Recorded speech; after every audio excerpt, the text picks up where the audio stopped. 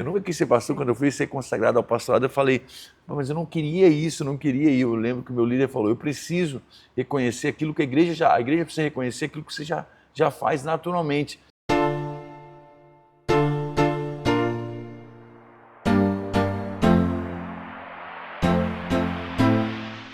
Fala, gente! Mais um Tete a Tete com a Fri começando. Feliz Ano Novo! Esse é o primeiro episódio do ano de 2026 e que alegria estar aqui mais um ano com você. Que bom estar aí na sua casa, que as bênçãos do Senhor estejam sobre tudo aquilo que você fizer, tudo aquilo que carrega o seu nome.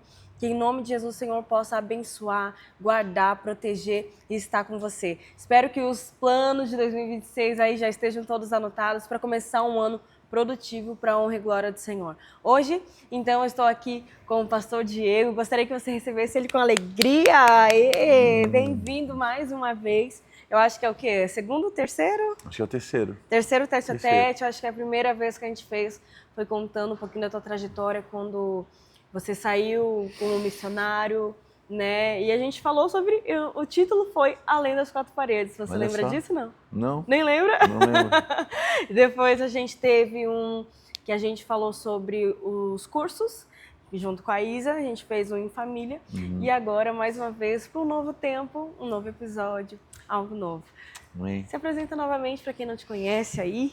Então, gente, eu sou o pastor Diego, casado com a pastora Priscila, e nós temos aqui o movimento, que, né, Pai movimento da Compaixão, Isadora. né, o que acontece, pai da Isadora, tem que falar tudo. Não, era para se O apresentar. pai da Isadora, né, eu também sou cantor, sou compositor, sou pastor, e agora, né, a gente foi durante muito tempo líder do Compaixão em Movimento, somos ainda, e agora o Compaixão em Movimento virou a Igreja Compaixão, né, então agora somos também pastores de uma igreja, e é o primeiro episódio do ano. Primeiro episódio do ano, janeiro. Vamos falar aqui de tudo aquilo que Deus tem feito, e nós ficamos felizes por tudo aquilo que o Senhor tem realizado nas nossas vidas, e a gente fica feliz vendo o reino de Deus em movimento, pessoas recebendo esse reino, fazendo parte da família de Deus, e assim sendo um sinal vivo de Jesus, o corpo de Cristo na terra, na cidade de Palhoça. É isso mesmo, é interessante ressaltar que por muito tempo, como tu falou, nós éramos líderes de um movimento. E sempre foi isso, né? A nossa cabeça era ajudar igrejas locais como um todo, a igreja onde estávamos inseridos, temos muita honra, muita gratidão por tudo que vivemos lá. E, de repente, veio um sopro do Espírito Santo. Nós já estávamos orando 2 anos, né? A respeito de, nossa, existe uma mudança para acontecer, não sabíamos qual era essa mudança. E aí, conta um pouquinho dessa trajetória, como que foi para você achar que a mudança ia vir logo? Você achou... O que tu imaginava dessa mudança? O que seria essa mudança? Então, na verdade, a gente, desde como eu falei, né, lá em 2007 ou antes, 2006, eu tive aquele encontro com o Espírito Santo, quando estava fazendo uma obra missionária lá numa comunidade carente, e a frase, além das quatro paredes, é necessário ir além das quatro paredes, soprou no meu coração. E o Compaixão lá em 2016, 2017, iniciou com esse desafio, né? Levar a igreja a ir além das quatro paredes. Então a gente auxiliou vários trabalhos, todos os eventos que nós fizemos, sempre teve essa questão de auxiliar a igreja nesse trabalho evangelístico, de alcançar a cidade de alguma forma, seja por social, seja por evangelismo, tudo era voltado a isso, a igreja ir além das quatro paredes. Então, em 2023, por aí, né? A gente começou a sentir isso, a gente sabia que alguma coisa ia mudar, não imaginávamos o quê. E ainda em 2025 a gente não fazia ideia de que essa seria a mudança, né? Mas no ano de 2025, como as coisas foram acontecendo, a gente foi tendo cada vez mais clareza de uma palavra que recebemos para a cidade de Palhoça e cada vez mais clareza daquilo que o Senhor estava nos dirigindo, né? Muitas portas se fechando e uma porta abrindo, né? Então a gente acreditou que isso era dos sinais do Espírito Santo. Depois teve várias confirmações daquilo que Deus queria da gente, né? A gente, através dos conselheiros, através de sonhos, através de profecia. Então a gente está vivendo hoje, né, essa mudança que aconteceu para ser igreja, uma coisa que nunca nem pensou, não passou nem nos meus pensamentos, a não ser em abril de 2025 para cá, que eu acho que começou a ser claro.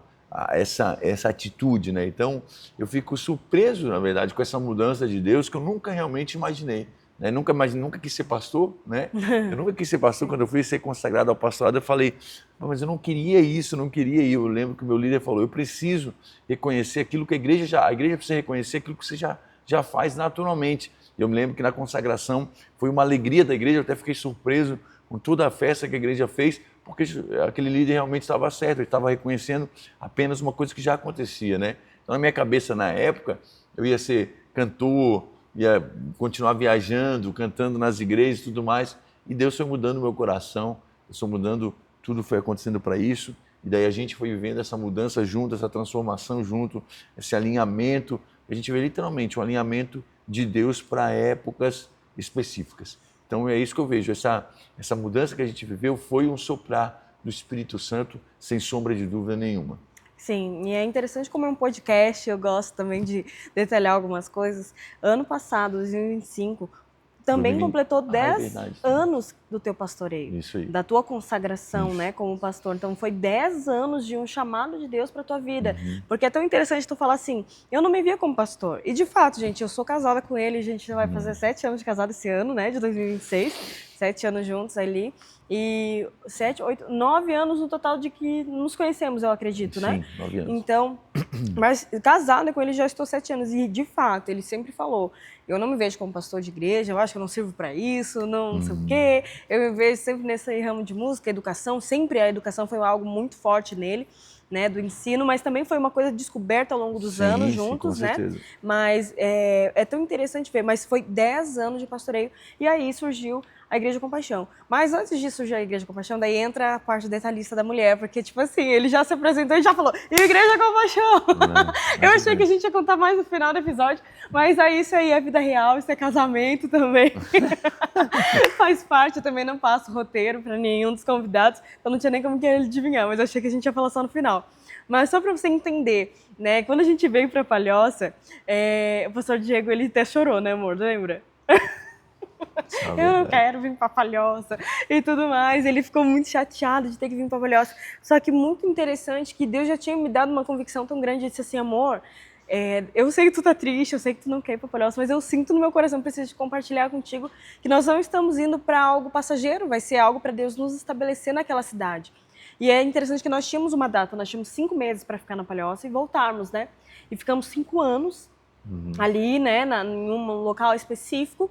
E aí hoje, daí quando chegou esse tempo de mudança, 2025, início do ano, também era janeiro, igual estamos agora. E aí, de repente, veio uma mudança muito drástica, muito rápida. Foi de quarta, quinta-feira ali, quarta-feira, acho. E domingo já foi a transição para um local novo que nós iríamos e tal. Só que ali ficou uns 6 meses que nenhum dos planos que foram nos oferecidos deu certo. Tipo assim, o ciclo realmente se encerrando, as portas fechadas, as coisas não fluíram. E a gente tem muito uma frase lá em casa que a gente usa demais, que a gente não abre e nem fecha portas. Nós entramos pelas portas que Deus abre, e se Deus fechou, amém, a gente espera outra abrir. A gente não fecha nem abre portas. E foi isso que a gente fez. Então a gente não fechou nenhuma porta a princípio, ficamos 6 meses lá em obediência, entendendo o que o Senhor queria fazer com a nossa família, onde Ele ia nos direcionar. E aí chegou no meio do ano, o pastor Diego fez um voto com o Senhor específico, que foi uma coisa só eu e você sabíamos, acho que nem a Isadora sabia. Nós dois sabíamos, estávamos em jejum, a família toda, inclusive a Isa, foi algo muito de Deus, assim, que até a Isadora estava envolvida nesse jejum, nessa decisão, porque os filhos, eles também precisam fazer parte das decisões, principalmente depois de uma certa idade, é importante envolvê-los, né? Eu vi até um podcast esses dias sobre isso, a importância de colocar os filhos juntos nas decisões. E ela estava ali no jejum e tudo mais, e quando estava quase se findando esse voto que nós dois fizemos com o Senhor, nós fomos para a cidade de Monte Castelo, que é a cidade do meu pai. E lá, gente, foi muito interessante que o Senhor colocou no meu coração, leia Ruth. Leia Ruth. Daí eu disse, meu Deus, por que eu vou ler Ruth de novo? Sendo que o ano que antecedia, eu já tinha lido com algumas mulheres Ruth. E ele disse assim, eu quero te revelar algo. Porque assim, gente, nós entramos no ano de 2025 com a certeza que era um ano de colheita. Tu lembra disso? E eu até fiz um vídeo, ano da colheita, fiz um vídeo lá pra Reels e tudo mais. E aí, quando chegou essa transição, eu disse, cara, que colheita é essa? Tipo, não tô entendendo nada, a gente tá 6 meses sem direção nenhuma, nada tá fluindo, tá tudo se fechando. E quando a gente chegou em Monte Castelo, o Senhor mandou eu ler Ruth, e aí foi muito forte, porque a pergunta que eu fazia para Deus era, Senhor, como que vai ser o ano da colheita se eu plantei tudo aqui? E se as portas estão se fechando aqui, como que vai ser minha colheita? E quando eu li a palavra de Deus, que estava lá em Ruth, onde a Ruth ela era moabita, então ela era de uma outra nação, não era de Israel, e aí ela fica viúva, ela vai lá, para que você entenda um pouquinho da história de Ruth, você que nunca leu, né? E aí ela vai com a sua sogra, que também estava viúva, e elas retornam para a cidade da sogra, que é Israel. E quando chega lá, ela está numa plantação de Boaz, que é um homem que era da linhagem ali da família da Noemi, que é a sogra dela. E ela colhe naquele lugar sem ter plantado nada, ela colhe no lugar onde ela nem plantou. E quando eu vi isso, o Espírito Santo tocou no meu coração, porque foi tão interessante que daí fala do trigo, da cevada, e nossa, foi muito profundo aquele estudo que eu consegui ter a profundidade na palavra de Deus, através de Ruth. E aí, quando eu fui ver, Ruth, ela não colheu onde ela plantou, ela colheu em outro lugar. Mas não era porque ela não tinha sementes, ela provavelmente devia ter plantado lá em Moab, na terra dela, enfim. Mas olha só que poderoso que foi. E aí, a gente, retornando da cidade de Monte Castelo, a gente vai passar para ver o Kina, que tinha acabado, pastor Kina, sua esposa, Thalita, e o Benjamin, que tinha acabado de nascer, a gente não tinha conhecido ainda o Ben. E aí ele começa a nos dar uma palavra, diz assim, né? Ah, pastor, desde que vocês vieram na viagem missionária, muita coisa aconteceu aqui na igreja, a igreja frutificou, as coisas aconteceram, tudo mais. E quando ele terminou de falar, ele disse assim, quando a gente teve a transição, teve 3 coisas muito pontuais que aconteceu, que foi uma pastor palavra, da cidade. Um pastor da cidade, uma autoridade eclesiástica da cidade onde vocês precisam estar. Uma palavra que seja a Bíblia falando com vocês e não uma palavra profética. E a terceira coisa era um sonho, que fosse alguém de fora, que não fosse alguém da família, né? Então, quando aconteceu isso, daí ele orou por nós, tudo mais, a gente seguiu viagem. No carro, eu disse, amor, que doideira, porque um dia antes da gente viajar para Monte Castelo, nós tínhamos nos sentado com autoridades eclesiásticas da cidade de Palhoça, né? E nos chamando, inclusive, para voltar para Palhoça, dizendo assim, ei, Palhoça não acabou, o ministério de vocês em Palhoça não acabou e tudo mais. Nos convidaram para fazer parte da Palhoça novamente. E, durante a viagem, o Senhor me deu Ruth. Então, nós tínhamos uma palavra bíblica, que era a Bíblia falando conosco. Então, só faltava o bendito sonho. Eu disse, amor, que doideira, ele falou isso bem agora para nós, tal. E aí, voltamos de viagem, acordamos cedo de novo, trabalho na terça-feira. Quando chegou, final de terça-feira, você recebe uma ligação. Quer contar o sonho? Posso contar. Então, uma pessoa tinha ligado pra gente, né, falado, pastor, eu preciso te contar um sonho que eu tive. Então, eu tive um sonho de que eu estava com a minha equipe, e a gente estava, acho que, saindo do trabalho, algum momento assim, e eu falava para a equipe assim, ó, vamos que nós estamos atrasados para a Igreja Compaixão, né? Então, e o nome da igreja era Igreja Compaixão. Então a fachada, né? Tinha uma fachada. Tinha uma fachada escrito, né, Igreja Compaixão. E a gente estava em dúvida, quando a gente começou a pensar e sonhar, a gente estava em dúvida. Mas como é que não seria o nome da igreja? Como que seria a Compaixão Church? Como é que seria isso? Como é que isso ia acontecer, né? E a gente estava ali, eu acho que você falou, ou a gente começou, mas eu acho que a Igreja Compaixão... Por causa da língua brasileira. Língua brasileira, tem que falar Igreja Compaixão e tudo mais. E quando veio o sonho, a gente teve essa confirmação, né? Igreja Compaixão. Então, foi a terceira confirmação que Fora nós estávamos esperando. A quarta que tu estava esperando, e aí ia terminar naquela semana, numa quinta-feira. A gente recebeu terça, todas as confirmações, né, que faltavam, e quinta-feira finalizava a tua, aquele voto que a gente iniciou. E aí, quando chegou na quarta, tu chamou eu e Isadora, né, na mesa e tudo mais. A gente já tinha conversado com alguns conselheiros nossos. E aí ele disse assim, gente, é o seguinte, eu não posso prometer conforto. Tu falou assim, né, não posso prometer nada. Mas eu tenho uma palavra de Deus. O que vocês, né, falam? E a Isadora foi a primeira a se prontificar, uma adolescente de 15 anos, dizendo, pai, a gente não quer conforto de ti, a gente espera uma direção clara de Deus a teu respeito. E eu falei, eu também, eu tô aqui, casei, né, gente, agora, ou vamos. E nisso, daí a gente fez nossa carta de despedida para ser leal até o final, né, para poder dizer assim, ó, agora que surgiu o pensamento, então vamos finalizar o ciclo, finalizamos o ciclo com a bênção de Deus ali, e aí sim começamos a pensar. O que aconteceu mas nem foi pensar na igreja ainda, né, não imaginávamos a igreja ainda. O que aconteceu foi literalmente uma convicção interior, né, até então eu nunca tinha visto, e depois disso tudo que foi acontecendo, eu vi, eu imaginei, aquilo foi real para mim, eu falei, vem uma convicção interior, esse é o próximo passo, tem que dar esse próximo passo, né? Daí foi onde a gente... Então a primeira coisa que a gente vai comunicar é nos desligar da igreja onde nós estamos, em honra, em alegria gratidão, e tudo mais, porque né? foi Gratidão. uma baita escola. Inclusive, o teu coração pastoral foi ali. Foi ali, na exatamente. Palhoça, né? Então, o que aconteceu? Então, a gente teve esses pensamentos, né? Tivemos essas situações e o Senhor foi confirmando o nosso espaço. Então, essa última confirmação, para mim, foi a mais importante no sentido do quê? Que veio a confirmação interior de tudo aquilo que a gente está vivendo, né? Veio a acolhedora, discipuladora e missional, veio a questão de pequenos grupos. Daí ele imergiu totalmente na doutrina. Foi muito interessante, que daí até as madrugadas você passou, acho que os 2 meses ali escrevendo, né, a doutrina. A daí linha começou doutrinária realmente... da igreja. Visão, E enquanto ele escrevia tudo isso, foi muito interessante que a gente começou a reunião de oração a pedido de casais específicos, desigrejados, não era ninguém de igreja, estavam desigrejados, estavam um canto ou outro, né? A Letícia e o Rafa, daí foi a Charlene e o John, que estavam em lugares assim. E aí a gente disse, vamos começar uma reunião de oração no domingo de manhã. A gente começou no espaço da Chay, no Emporo Fit, pequenininho ali, na Unisul. E quando a gente viu o primeiro encontro, 45 pessoas, uma pessoa dizendo assim, tava passando na Pedra Branca, entrei. O outro, vim lá da guarda do Embaú, não, é a outra guarda Cubatão. ali. Do Cubatão, e aí entrei. E foi uma coisa muito sobrenatural, 45 pessoas na primeira reunião de oração. E aí foi onde as coisas foram fluindo, até que nos expulsaram da Unisul, lembra? Eu me lembro que a gente estava no espaço, né, da Chay, aí a nossa primeira ceia foi ali, a nossa segunda ceia foi na praça de alimentação. Da Unisul ali. Da Unisul, né? Só que daí não era para isso, né? A praça de alimentação daí não podia. Então, o que aconteceu? A gente pediu ali para eles nos deixarem, mas daí deu muita gente, eu acho que deu quase 100 pessoas. Não, deu 100 e tantas. Então, aí a nossa segunda ceia foi ali.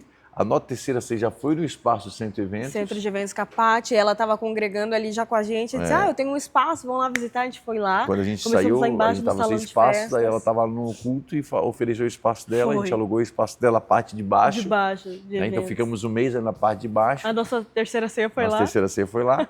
E a nossa quarta ceia já foi nas partes de cima. Que é o auditório do Centro de Eventos. No auditório do Centro de Eventos, o auditório principal mesmo. Então foi algo...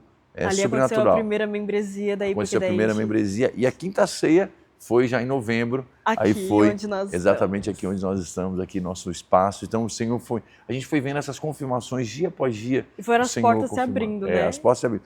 Né? E eu me lembro que estava tudo fluindo muito bem. Em outubro que a coisa começou a gente começou a ter lutas, a ter dificuldades bem grandes mesmo, né? E foi bem quando a gente assinou o contrato. A gente pensou em assinar o contrato, assinamos o contrato. Outubro foi assim. Tudo. Foi muito. As dificuldades eram todas em outubro, tudo juntos, né? Sim. E tal. Tava muito calmo também, tava né? Tudo muito calmo. Tava tudo muito tranquilo. Então outubro foi uma sequência de dificuldades, de lutas, mas o Senhor nos deu vitória em todas, né? Então entramos na igreja em novembro. Né? No início, né? No dia 1º de novembro. Dia 1º de novembro a gente entrou, de 2º de novembro foi o primeiro culto, foi a primeira ceia, e dia 15 de novembro a inauguração, que é aniversário do Compaixão. Que daí foi no dia 16, caiu num domingo, né? Por isso que a gente fez no dia 16. Isso. E é tão interessante, agora eu vou fazer essa pergunta para você. Você imaginava, né? Tipo, você não imaginava igreja e tudo mais, nem tinha perspectiva disso. Mas quando veio, tu imaginava que ia ser uma inauguração junto com um novo álbum do Compaixão Music? Não. E como foi o nascimento dessas canções? Porque, na verdade, a gente estava vendo todo esse tempo de transição, a gente nem pensou em nenhum momento em gravar as músicas, né? E a gente estava cantando voz e violão, e como a gente tem qual é o nosso propósito do Music? É unir a música ao discipulado, né? Então, o propósito do meu coração, tudo que a gente faz como igreja é isso. A comunhão ao discipulado, o serviço ao discipulado, e a música também. A música... Ela contribui com o discipulado. Então a gente começou a compor canções que tinham a ver com o que a igreja estava vivendo naquele momento, né? Então Noés Encontros de Domingo, né? Como Noiva, a gente cantou Milagres, tudo voz e violão. Então eu pensei, gente, assim, nós temos que gravar. Então veio de uma maneira simples, né? Nós vamos gravar um álbum muito simples, como a gente está vivendo como igreja hoje, muito simples. Então vai ser voz e violão, piano e voz, vai ser assim. E a gente começou a gravar e foi... Acho que foi em outubro ali, uma loucura, a gente começou a gravar tudo junto, né? As 5 músicas do álbum. E foi uma bênção, porque a gente tem ouvido tantos testemunhos como a gente acho que nunca ouviu. Nunca. Tantos testemunhos como a gente tem ouvido desse álbum, dessas músicas, da maneira como foi, né? Então o álbum, organicamente, né? Ele alcançou, só no Spotify, 10 mil ouvintes na semana. Então a semana que a gente lançou foi 10 mil ouvintes, né? Então isso... foi uma coisa muito, muito nova para a gente, tudo que a gente está vivendo. Então eu penso que cada música representa uma etapazinha daquilo que a gente estava vivendo como igreja naquele momento. Muito bom, muito bom. E agora, falando um pouquinho da Igreja Compaixão, como que você vê a Igreja Compaixão? O que é a Igreja Compaixão? Qual é a missão dela, os valores dela, para que o pessoal possa entender aí um pouquinho? Eu vejo a Igreja Compaixão como uma igreja que trabalha o reino de Deus.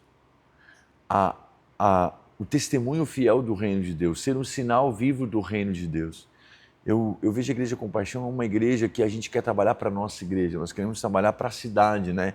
E nós nos unimos para isso, né? Então, o foco da igreja é o discipulado. Então, o coração da igreja é fazer discípulos, não da minha igreja, não do meu jeito de pensar, mas bíblico, né? Do Evangelho. Então, por isso que a gente tem a questão da acolhedora, né? Uma igreja que é acolhedora, uma igreja que acolhe pessoas, direciona pessoas.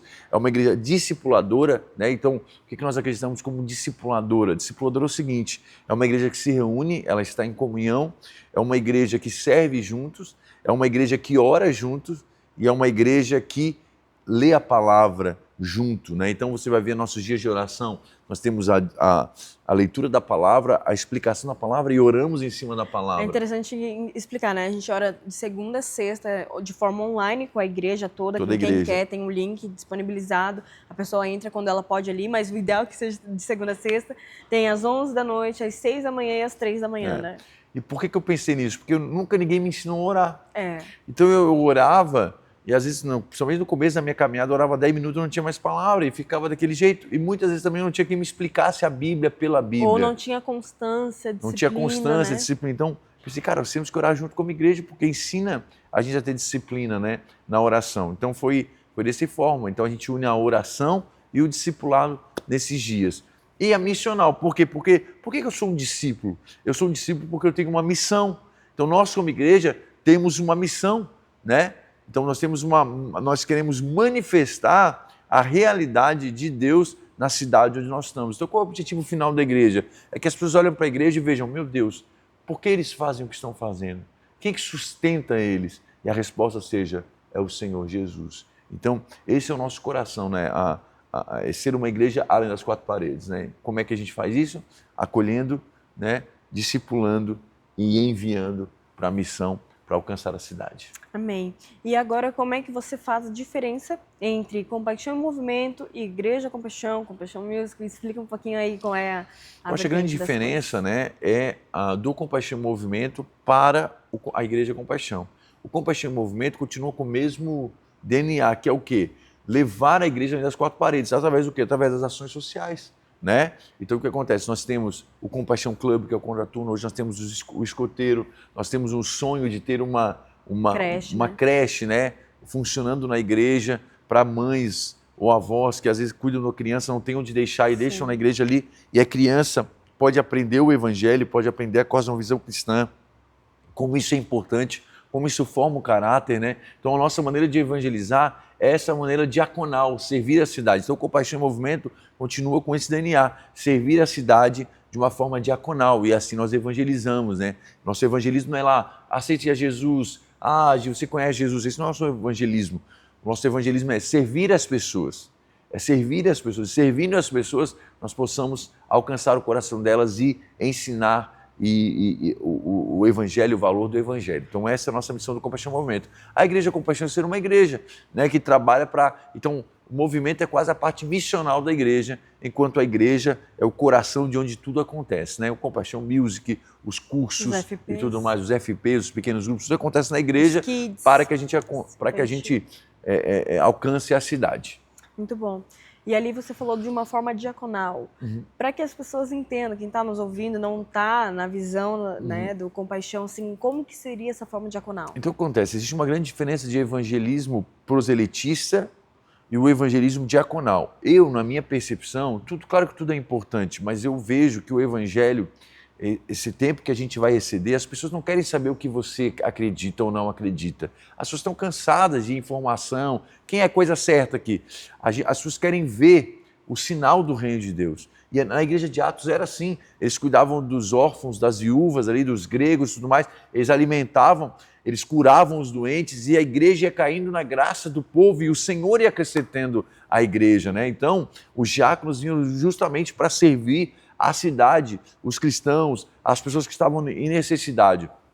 Então, o evangelismo diaconal eu acho que é muito importante. Hoje, a gente servir as pessoas sem esperar algo em troca e as pessoas serem tocadas pelo nosso serviço. Então, por exemplo, às vezes, em vez de você falar de Jesus, você lá ajudar aquela família que está precisando de alguma forma. Ao invés de você falar de Jesus, você ir lá e dar um presente para alguém. Você está vendo aquela pessoa que ninguém está olhando, aquela pessoa está num momento de sofrimento, num momento de solidão, num momento que está perdido, sem direção, você vai lá e oferece algo para aquela pessoa, você serve aquela pessoa de alguma forma.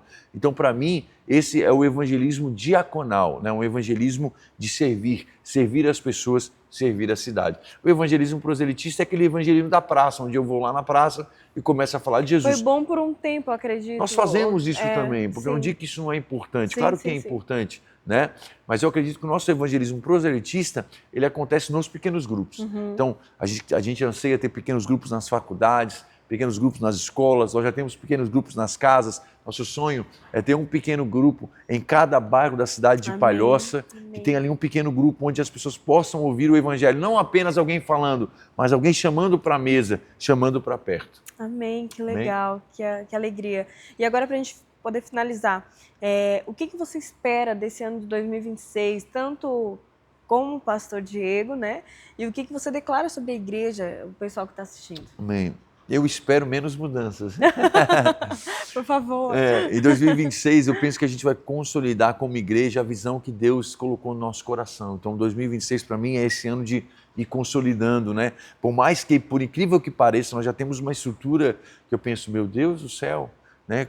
O que Deus tem feito, quem Deus tem trazido, pessoas tão especiais, pessoas tão preparadas, né, para nos ajudar nisso, mas eu penso que 2026 é o tempo de consolidar, de fundamentar as bases. Então, como igreja, é isso que eu penso, né? E como pessoal também, né? Ministerial, é isso que a gente pensa em concentrar nossas atividades. E como igreja, eu anseio que a igreja, que você que está me ouvindo, não seja apenas um ouvinte, mas entenda que a missão da igreja é fazer discípulos. Você se tornar... qual é o propósito de Deus para a minha vida? Ser um discípulo. Ser como Jesus.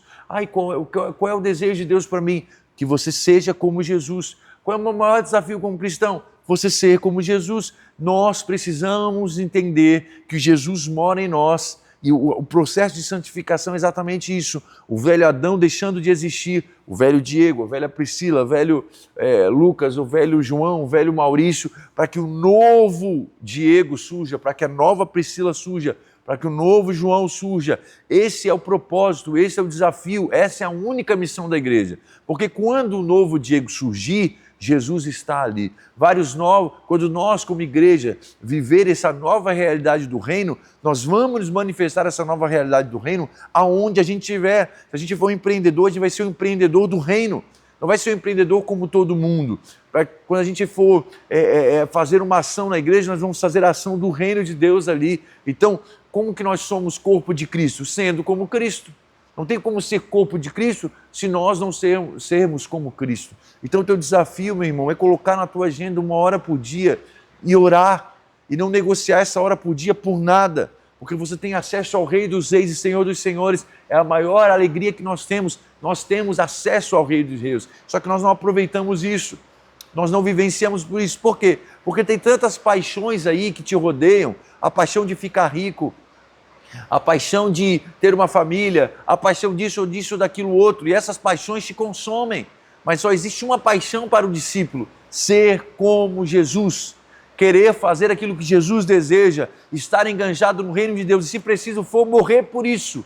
Essa é a igreja, essa é a nossa diferença. Desculpa, muitas coisas que você quer a bênção de Deus, Deus quer que isso acabe, para que você tenha mais tempo, para que você esteja enganjado de todo o coração no reino de Deus. A maior bênção da igreja é ter o Espírito Santo dentro de si, é ser moldado pelo Espírito Santo. Essa é a bênção da igreja. Nós não estamos aqui nesse mundo para conquistar coisas, por mais que você pode conquistar coisas, e está tudo bem, mas desde que essas coisas sirvam ao reino de Deus. Se você não está enganjado nisso, desculpa, você não é um discípulo. desculpa, você não entendeu o Evangelho. Se você ainda acha que Deus me abençoe, o apóstolo Paulo fala, todas as bênçãos já foram dadas para você na região celestial. O que você precisa é o quê? Ser um discípulo, é entender o teu propósito e manifestar o reino de Deus nessa realidade. E é impossível você manifestar essa realidade do reino de Deus se você não tem uma vida de oração, se você não tem uma vida de comunhão com outros discípulos. É impossível. Se você na tua semana não senta à mesa com outros cristãos, é impossível. É impossível você servir, você prosperar saudavelmente se você não tem a disciplina da oração, a disciplina da comunhão e a disciplina do ensino da palavra. Então, se eu fosse dar um conselho para você, para tudo, reveja a tua agenda e veja quais são os horários, quais são as disciplinas que você pratica na tua vida. Imagina, você receber um grande presente de Deus, sim ou não? Jesus mora em você, você foi aceito à família de Deus, mas você não usufrui disso tudo. Então por que vale a pena você vir numa igreja, você ouvir o Evangelho, se na hora da prática, na hora de desfrutar, você não desfruta? Então isso não é uma chamada de atenção, não. A bênção de Deus está aí, quando você passa tempo com Jesus, quando você passa tempo com outros irmãos e quando você descobre o teu propósito no reino de Deus, acolhedora, discipuladora e missional. Isso é aquilo que acreditamos, essa é a verdade que praticamos, e é isso que eu desejo para você, que você seja um discípulo de Jesus. Não existe maior alegria, não existe maior bênção, não existe maior proveito na nossa vida, na tua vida, do que ser um discípulo de Jesus. Agora faz um coraçãozinho para eles não acharem que você tá bravo. Não estou bravo, gente. Eu amo vocês, amém? Muito bom. Quero agradecer pela tua presença. Sei que às vezes é muito corrido, tem muita coisa para acontecer, mas obrigada porque é uma alegria poder falar daquilo que o Espírito Santo está fazendo na nossa casa, na nossa vida. E que bom. Primeiro episódio do ano, então. Obrigado pela honra de eu estar aqui. A gente pode dar um beijinho no ar, não? Não sei. Olha.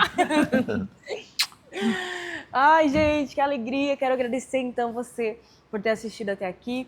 Obrigada aos nossos patrocinadores que sempre estão conosco. Que a gente possa fazer um ano incrível Amém. Na presença de Deus, com muitos testemunhos, muita graça de Deus sobre a vida dos nossos irmãos. Aleluia. Porque o Tete a Tete, já que a gente está falando de visão, Tete a Tete nasceu para quê? Para que sejam pessoas comuns com histórias extraordinárias em Cristo, né? Aleluia. Porque às vezes a gente está sentado no lado do irmão que anos congrega com a gente não sabe a história dele. Então o Tete a Tete nasceu para isso, para que nós como igreja nos conheçamos uns aos outros. E eu falo igreja, não falo de placa, não é sobre placa, é sobre irmãos em Cristo como um todo. Aleluia. Aquele que tem algo para falar de Jesus, para anunciar Jesus, é bem-vindo no Tete a Tete. É sobre isso, é sobre o reino de Deus que estamos falando no Tete a Tete. E eu quero dizer que é uma alegria, porque já vai para o 3º ano, acho, de Tete a Tete, ou 4º ano de Tete a Tete. Olha quanto testemunho foi contado aqui para edificar a sua fé e para que você saia motivado para viver uma vida que faça diferença, Amém. Onde quer que você esteja plantado. Um feliz ano novo, um feliz 2026. E eu te espero na próxima quarta-feira, porque tem Tete a Tete. Deus abençoe e até lá. Deus abençoe.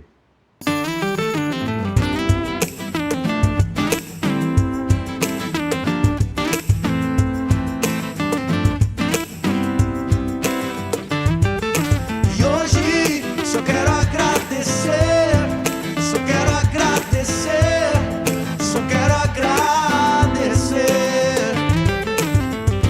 Um passo a outro pois sei quem me guardou, fez chegar até aqui. Dias de frio e calor, de alegria e dor, nada me faltou. Mas eu senti do início ao fim, confiei. Uma canção de gratidão surgiu em mim. E hoje só quero agradecer, só quero agradecer, só quero agradecer. E hoje só quero agradecer.